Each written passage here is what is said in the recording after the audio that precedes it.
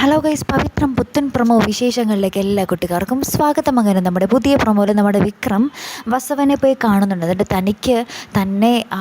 തന്നെ മുറിവേൽപ്പിച്ച എല്ലാ കാര്യത്തിനും നമ്മുടെ വിക്രം തിരിച്ചടികൾ ഓരോന്നോരോന്നായി നമ്മുടെ വസവനും കുടുംബത്തിനും കൊടുക്കുന്നുണ്ട്.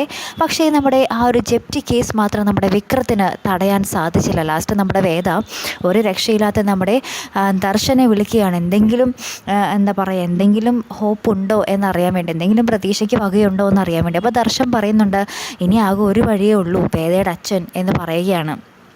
അങ്ങനെ തന്നെ നമ്മുടെ ദർശൻ വേദയുടെ അച്ഛനെ പോയി കാണാൻ പോകുന്നുണ്ട്. അപ്പോൾ നമ്മുടെ അച്ഛൻ പറയുന്നുണ്ട്, ഞാനൊരു പൈസ പോലും കൊടുത്ത് സഹായിക്കില്ല എന്ന് പറയുകയാണ്. എന്താ ഉദ്ദേശിക്കുന്നത് അദ്ദേഹം എന്ന് മനസ്സിലാകുന്നില്ല കേട്ടോ.